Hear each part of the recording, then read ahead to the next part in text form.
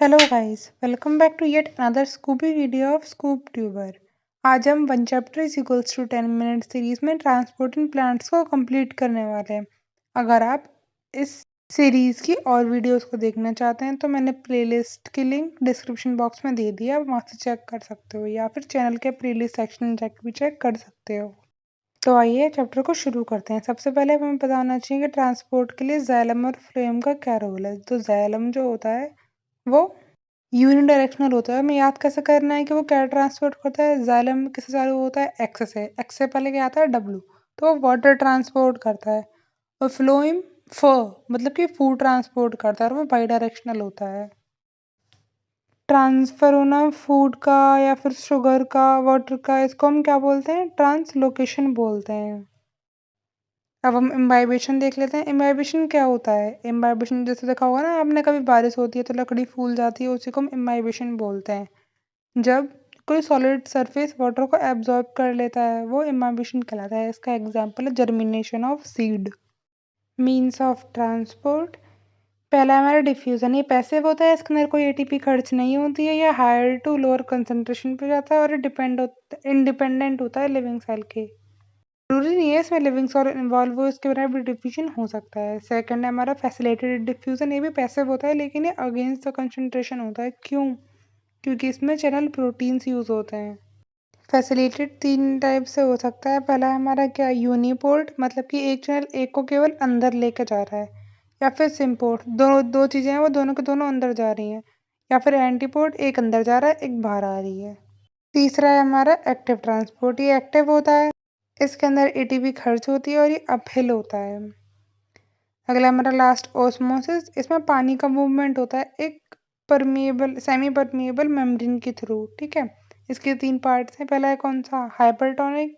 Hypertonic में क्या होता है? जो मीडियम होता है ना जिसमें हम कोई चीज रखते हैं, जैसे रेजन का एग्जांपल है, तो हम जब रेजन को हाइपरटोनिक सॉल्यूशन में रखते हैं, जब बाहर सॉल्यूट की मात्रा ज्यादा होती है तो हाइपरटोनिक प्रोसेस होता है। इसका मतलब इसमें जो पानी अंदर का कंटेंट है ना, पानी वो बाहर आ रहा होता है। ये एक्सोस्मोसिस होता है, मतलब कि पानी के जो मॉलिक्यूल है वो अंदर से बाहर आ रहे होते हैं और जो शेल है वो प्लसमलाइज हो जाता है, मतलब कि सिकुड़ जाता है। अगला है आइसोटोनिक। बराबर बराबर है, जितने सेल बाहर हैं उतने अंदर हैं, ऐसा कोई ज़्यादा कम का है ही नहीं। तो इसमें कोई मूवमेंट ही नहीं होता पानी का, जब कोई कॉन्सेंट्रेशन ही नहीं है तो सेल फ्लैसिड रहता है, जैसा है वैसा ही रहता है। तीसरा है हाइपोटोनिक। बाहर तो सही है, पानी ज़्यादा सॉल्यूट है नहीं, लेकिन अंदर इतना ज़्यादा सॉल्यूट का कंसंट्रेशन है कि पानी को बाहर से अंदर ही आना पड़ रहा है। तो इसमें क्या होगा? जो बाहर का पानी है वो अंदर आ जाएगा। इससे क्या हो जाता है? हमारा सेल मोटा हो जाता है, मतलब टर्जिड हो जाता है। इसमें एंडोएस्मोसिस होता है, मतलब कि पानी का मूवमेंट अंदर की तरफ होता है। इसके बाद हम प्लांट वाटर रिलेशनशिप देख लेते हैं। सबसे पहले क्या होता है? हमारा जो वाटर पोटेंशियल होता है ना वो किसके इक्वल होता है? Solid potential plus pressure potential. Solid potential क्या होता है? जितना भी पानी में सॉलिड मिला हुआ होता है ना उतना ही सॉलिड पोटेंशियल कम हो जाता है। अगला है डीपीडी। डीपीडी क्या होता है? Diffusion pressure defect, osmotic pressure minus target pressure. ठीक है, अगला है हमारा solid concentration is inversely proportional to क्या? Water potential. और इज इनवर्सली प्रोपोर्शनल टू क्या? Water solid potential.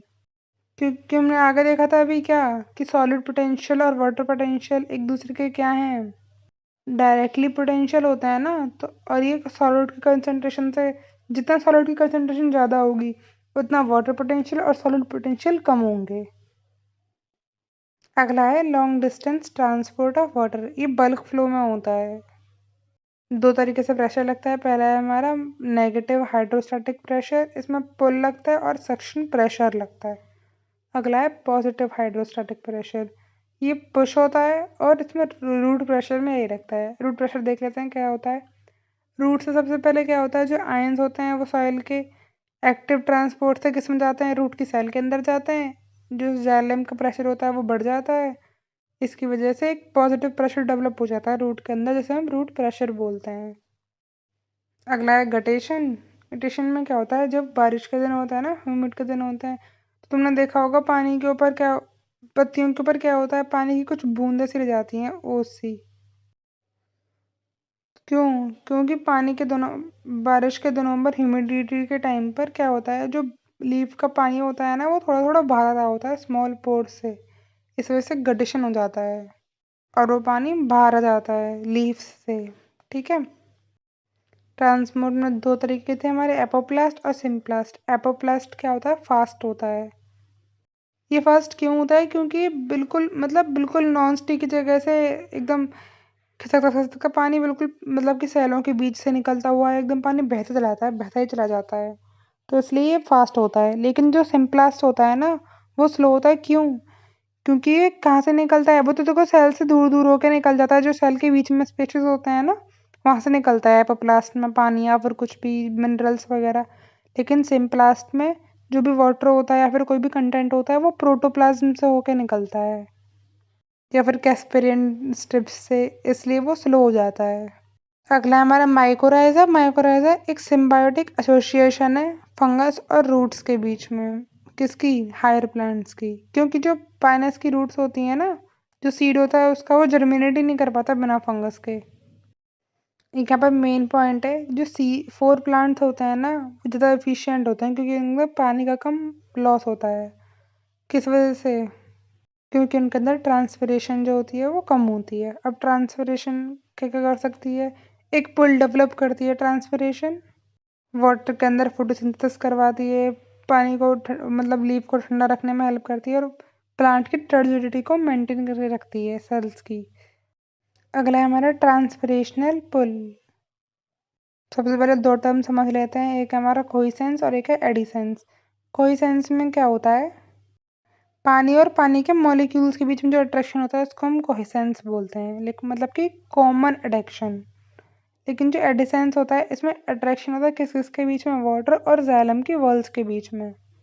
एक बार डायग्राम देख लो इसका। ये माइक्रोफाइबल्स होते हैं जो कि रेडियली अरेंज्ड होते हैं। ये गार्ड सेल है। क्लोरोप्लास्ट इनर वॉल जो होती है इसकी थिक होती है, आउटर वॉल थिन होती है और सब्सिडरी सेल्स हैं ये। जो स्टोमेटा की ओपनिंग होती है ना वो एक टर्जिड सेल की वजह से होती है। उस टाइम पर क्या हो रहा होता है, जो मैलेट और H प्लस आयंस होते हैं ना वो बाहर निकल जाते हैं सेल से। और क्लोजिंग के टाइम पर क्या क्या होता है, जो सेल है वो फ्लैसिड हो जाता है और जो बाहर से जो सेल्स थे H प्लस आयंस थे वो अंदर आ जाते हैं गार्ड सेल के। देखते हैं वो मिनरल एब्जॉर्ब कैसे करता है, मतलब कि अपटेक ऑफ आयंस होता कैसे है। सबसे पहले हमें बताना चाहिए कि जो कंसंट्रेशन होती है मिनरल्स की उस सॉइल के अंदर वो कम होती है, तो हमें एक्टिवली लेने पड़ते हैं रूट्स से किसको, मिनरल्स को। लेकिन सेल्स पर सुबरिन प्रेजेंट होती है जो कि उसे और कठिन कर देती है। इस वजह से उसमें एक्टिव ट्रांसपोर्ट जो होता है वो वन डायरेक्शनली होता है। और कुछ तो ऐसे आयंस भी होते हैं ना, कुछ तो ऐसे होते हैं जो हम पुरानी पत्तियों से भी ले सकते हैं जो मरने वाली होती हैं। कौन से? NPK।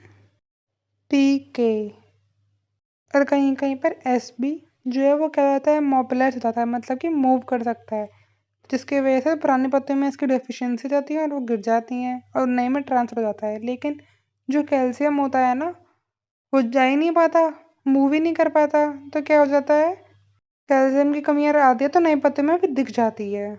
समझ में आया? मैं दोबारा टॉपिक एक्सप्लेन करूँ क्या ये वाला? सुनो एक बार दोबारा देख लो कि जब अगर कभी एक्टिवली ट्रांसपोर्ट नहीं हो पाता है ना, तो जो पुरानी पत्तियां होती हैं ना वो NPK, नाइट्रोजन फास्फोरस पोटेशियम और सल्फर दे देती हैं यंग पार्ट्स को। तो इस वजह से डिफिशियंसी आ जाती है ओल्ड पार्ट में। लेकिन कैल्शियम और कहीं कहीं पर सल्फर ऐसे आयंस हैं जो कि ट्रांसफर नहीं हो पाते हैं, तो इनकी डिफिशियंसी यंग पार्ट में भी दिखती है। ठीक है। अब कौन से फैक्टर्स हैं जो ट्रांसपिरेशन को अफेक्ट करते हैं? पहला है एक्सटर्नल। एक्सटर्नल पर टेम्परेचर है, लाइट है, ह्यूमिडिटी है और विंड है। और इंटरनल पे क्या है, नंबर ऑफ स्टेमेटा, वाटर्स की स्टेट क्या है, और जो कैनोपी है मतलब कि जो लेयर्स आ रही हैं प्लांट्स की उनका स्ट्रक्चर कैसा है। जो सबसे पास होंगे सन के उनके ज़्यादा ट्रांसपिरेशन होगा ऐसे। लास्ट टॉपिक का हमारा फ्लोएम का ट्रांसपोर्ट कैसे होता है। फ्लोएम का ट्रांसपोर्ट फूड का होता है। तो क्या करता है, ये फूड मिलता है इसे, फिर सबसे पहले सोर्स कौन सा है हमारा, लीफ। लीफ से कहाँ करता है, ये सिंक कर देता है जहाँ पर भी जरूरत होती है। तो सोर्स और सिंक का इसका फंडा चलता है। सोर्स से मूव करता है फूड कंपेनियन सेल्स में, वहाँ से सीव ट्यूब में एक्टिव होता है, फिर उसके बाद जिसकी वजह से क्या होता है, वाटर जो प्रेशर पोटेंशियल है ना वो कम हो जाता है, मतलब हाइपोटोनिक सिचुएशन आ जाती है। फिर उसके बाद जो वाटर होता है वो भरा था जाइलम से फ्लोएम की तरफ, जिससे कि ऑस्मोटिक प्रेशर बैलेंस हो जाता है। फिर फ्लोएम जो सैप है वो कहाँ कर देता है, सीप में रूट की या फिर जहाँ पर भी चाहिए होता है वहाँ पर ट्रांसपोर्ट कर देता है, मतलब कि सिंक कर देता है फूड को। ऐसे यहाँ पर सोर्स और सिंक का फंडा चलता है। ठीक है, chapter completed. If you like the video then hit the like button and subscribe to our channel the Scoop Tuber. Thank you.